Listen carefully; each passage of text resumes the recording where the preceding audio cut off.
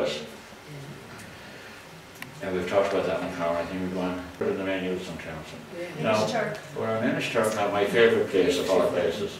I love Inisturk. I used to sail there regularly and anchor there and sleep in the boat and ramble around. I did a day in the life of Inisturk in 1992. Maybe was it 92 or 82? 92. 92, yeah. October 92, yeah. Now, Quirk and myself went out. Now, Quirk was a Westport neighbour, and he went to Dublin, did very well, and became manager of Kodak Ireland. And then he went on his own, he set up his own processing laboratory, and I was one of his customers. He did all the work for professional photographers. And Noel and I used to go out there and have a great time on Inisturk. So that was before the road was surfaced. Now, like every place, now that's tarmac road, and there's cars and there's things like that. It's just, I loved it in the old, because I used to go into all those houses and I could have a cup of tea in any of them. Now you can't, and you go in and the television is on, and you can't have a proper conversation because the children want the television turned up. How times have changed. That electricity is making it a lot better for them, of course. Life is more pleasant. Now, that was the 100th anniversary of the school on Inisturk, the National School, and I was there for that. And then, some years later, I was in Kenya on these projects that I do in Africa I was doing. And I was driving up at night, it was getting late, and I was up in the Turkana desert, up right at the top of Kenya. And I saw this couple, a white couple, out walking. It was just getting dark, and I was trying to find out where the medical missionary's place was. And actually I halted and see two white people, and this lady said, Lyons, what are you doing here? she was a nun from Inisturk, and she has it in her little room in Africa, so she had, yeah. It was O'Toole, of course, and actually in O'Toole, there are all O'Tooles there. And that was a land to get, and the other was a young priest. Now, lovely.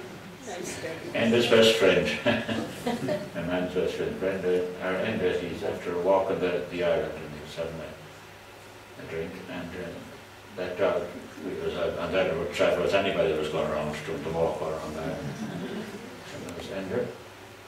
Now this, the time then, this is 40, what was it, 40, 80? 40 many years ago? Yeah. 40 years ago we did up the town hall in Westport. Spent a lot, gathered money and did a big job on it. And they were bringing out a booklet before the opening, and that was, I had to photograph 4 posters for them. That's one. And there's another one. Oh yeah. Actually, but those old posters, and Agnes might know about that. John Finnegan, yes, that's true. He had a chest full of posters from plays in the town hall. He was a great man for them there. And I was talking to John Cowley at the making of that film, The Field, out in Lena. And I was talking about, well, and he said, where are you from, Westport? I said, I love going to Westport with the old fit-ups, the plays. And he said, did you know a man called John Finnegan? I said, I did. Well, I said, John, we all knew John, he says. And he says, he gave me all the posters from the town hall, and I have them in my house in Dublin. Now, it'd be worth tracing those. So I told him. He's dead now. He was in the Reardons, if you might remember. Cowley. What was the name of the Reardons? Tom Reardon, yeah. Oh, yeah. Yeah. No, what was, that was the workmen. No, Westport Town Hall. Westport Town Hall, the workmen of Westport Town Hall. No.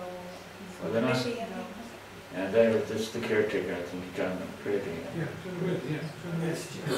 And there was another man there too. Jack Stanton. Yeah. These were for the book that they're bringing out on the town hall, and we'll be doing another one. That's another photograph of it. This is before the stack was knocked down, and there's a couple of cats there. And, yeah, that's right. Yeah. Okay, Carmen. Yeah. Now, yeah, I only put this in because there's a little funny story to it. I remember they were the first time they marked the road for traffic, white lines. And there was a great character in Westport, John Joyce. Many remember John, he had a great wit. And he was over and done his pub there on, and after that was done, he said, but I don't know, it's going to be chaos in Westport if it snows.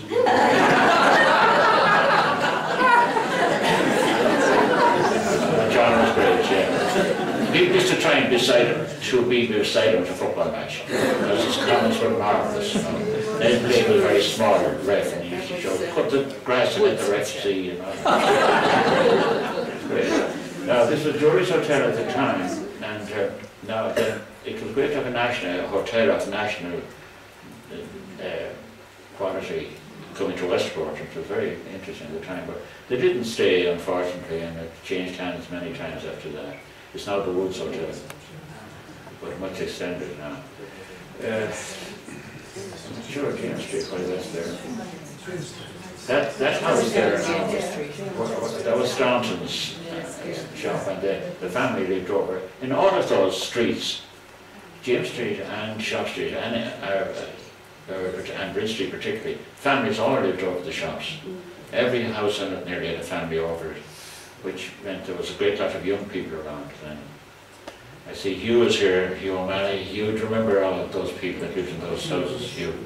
You would, yes? Okay. Oh, this is High Street. Now the clock went up. That was done in 1947, the clock. And I was never fond of the design because we had a little bricks for children at home. The exact same design. You could build it. But anyway, that was the fountain originally, and I think it was lovely there. There was a fountain, and there was a source of water, and water pumps there.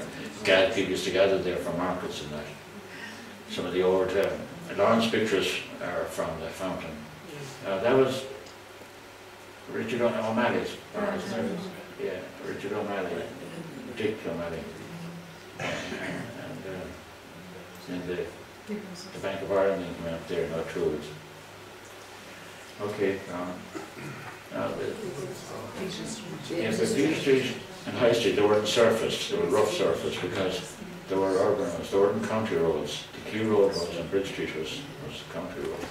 At the time there was no tarmac on them, but eventually there were. Now, I have that the Wyatt there, if you see there, that's the weighbridge, the stone weighbridge there.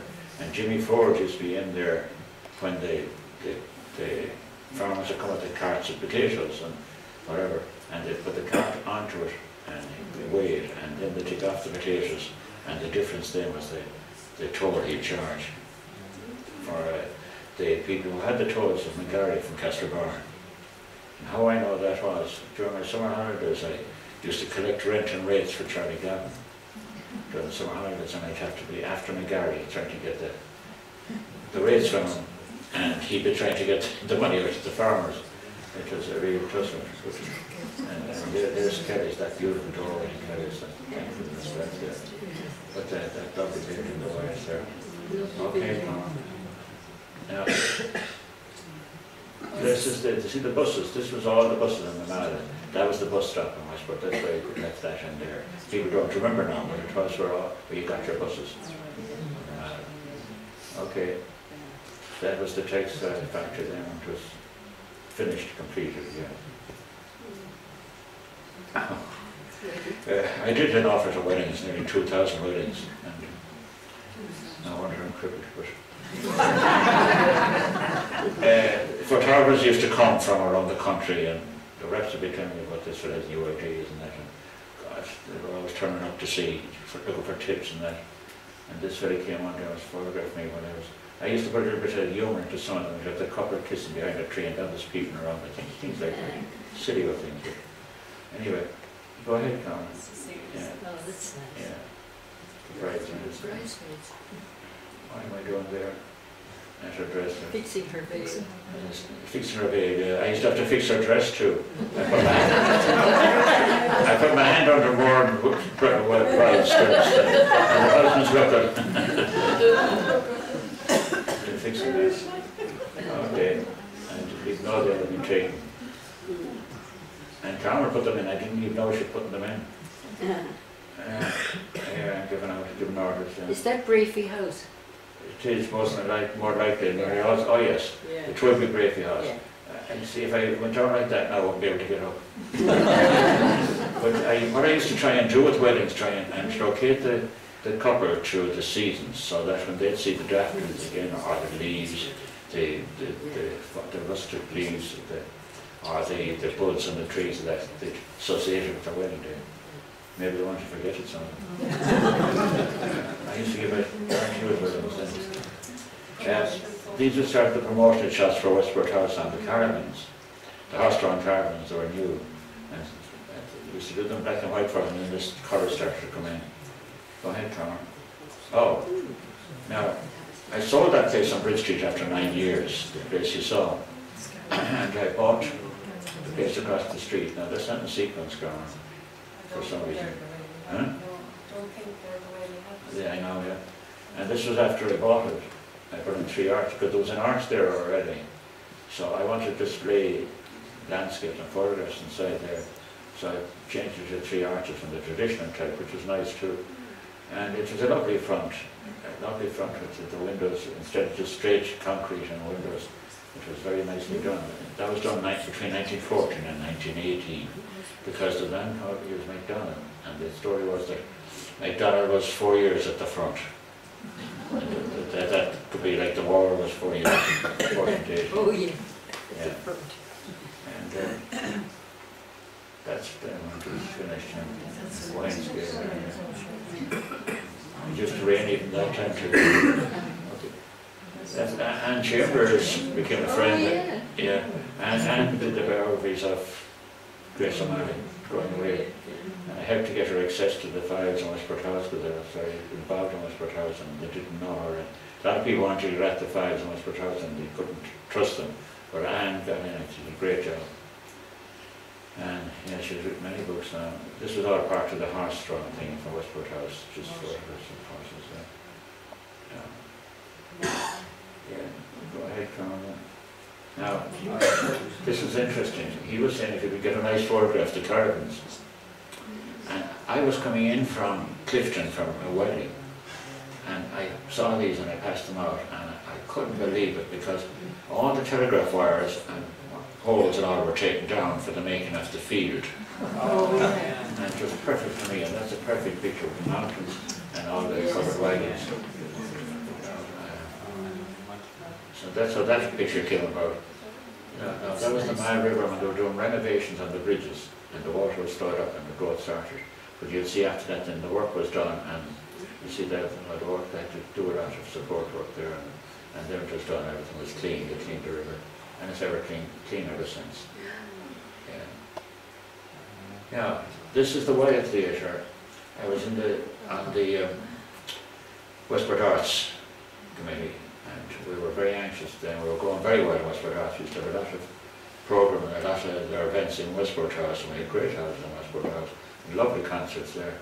And we were looking then to the Arts Council and those to see could we get any funding for, maybe if we tried to buy the Wyatt Theatre. It was empty for years. But we got in with Tom Carr, and he drew up some plans for a theatre there. And I was talking to Lord Dartmouth about at the back, those ground there. He said, "There'd be no problem about getting a bit of ground to the back to extend it out a bit."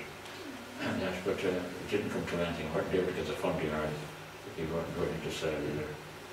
So that's what it was like inside in the Wyatt Theatre. Nobody had seen it inside. That's it from the outside again. Kelly's had a bakery there at the time, but they were finishing up. I think that's Tom Carr. See the Gothics? Yeah. Yeah. Gorgeous, yeah. Go ahead. We thought it's a big grand for an art gallery downstairs and have upstairs have a small theatre. 120 seats. That was Gibbons's house, pub, but that was one of the first houses. They were the first people to do food in the pubs at that time. In Gibbons's and some music. But then everybody did it then after that. And I think that's John Welch from the Welch. Morris Welch's father. Is it Mark Welch? From Angeles Park. I think that's his bicycle. See the 3 speed gears. You know the number of it. That was the latest model, yeah. Now, Joe Burry then came on the scene, suddenly became a very successful man.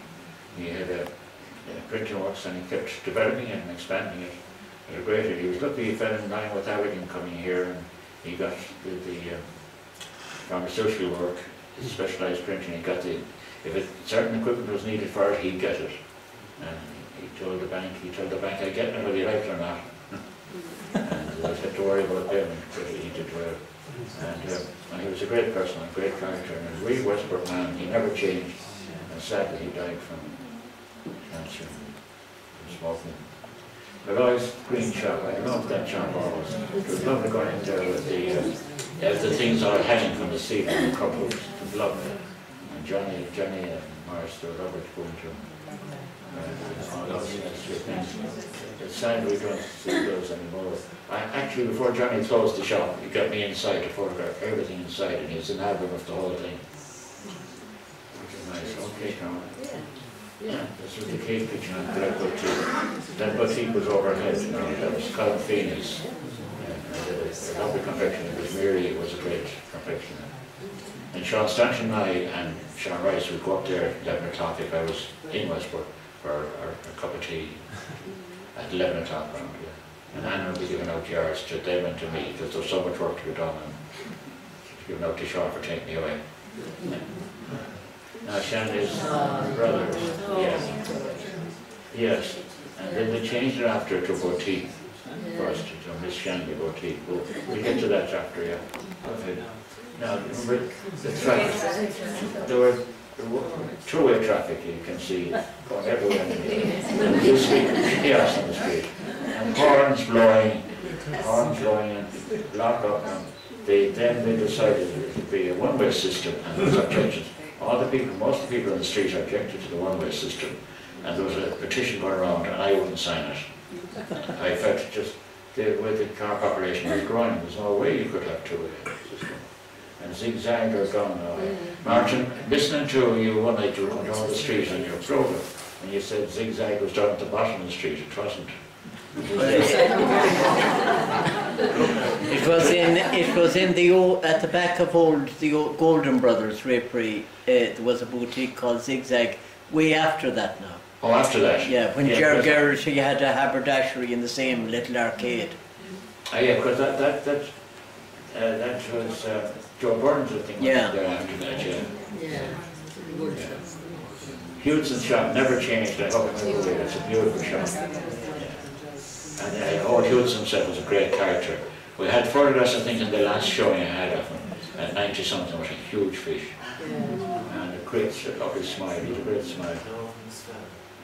Now, this is Mary Sheridan in Westport House, the great soprano. And we had great party nights. We used to.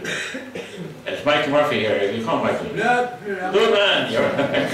Michael and Kitty is here. Kitty will remember them all too. And we used to have all the artists. We'd get them there, and we'd bring them to our own houses after. Then on our turns, we'd host them a bit of food and music, and we had great nights. It was a lovely time. That was in the 80s, mostly in the 80s. Yeah, Mary Sheridan. Now, this is McKenna's barber shop, and John McKenna was the barber for years when I was growing up. And then his son took over, Sean. Now Sean retired, and his son John. So it's 3 Johns. Yes. They're running the barber shop. Yeah.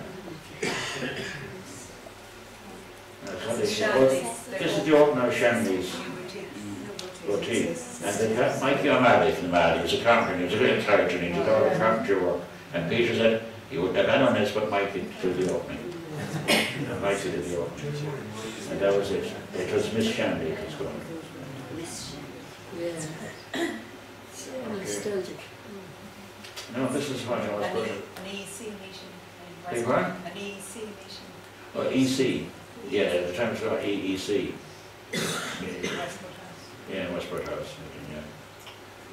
Yeah. No, this is Mary O'Hara, the singer, folk singer, the harpist, beautiful voice. And Mary, I had some work on Ireland to the Wycombes, and she saw it, and she got on to the editor to know how she contacted me, and she contacted me from England, and she asked me would I do her book, A Song for Ireland, would I do the photographs. And I said, where? And she said, well, Sligo, Mayo, Galway, around that area. And then over the East Coast. I said I wouldn't have time to do the East Coast. I got another photographer on the East Coast to do that side for her. But this photograph anyway, I saw these men doing the turf, going in the bog. And one of those men, he wants the next one, Carol. Oh, no, not that one. You missed one, so on. No, they're here, but they're not. I think Out of sequence, yeah. That's her kind of heart there, and that's her organ. we have it. No. That one. That's the one that was used in Ireland, the Wycombes. But the lady, the daughter of that man there, was working in Aer Lingus. She was one of the people that was at the very start of the Young Scientist. And she was from out there near Clayton or somewhere out there. And she was asking me about it. And I said, well, I hope you're pleased with it. She said, my mother is mad. I said, why? Why didn't you tell me I didn't put on a new suit and a collar and tie? But she understood, the girl understood. I would have ruined the photograph. And yeah, this is Mary, then I was shooting for the book, you see. And that's, you see, Mary was a Benedictine nun for, first she was married to a poet, I can't remember his name, an American poet, well-known poet. And he died, and she joined the Benedictine nuns.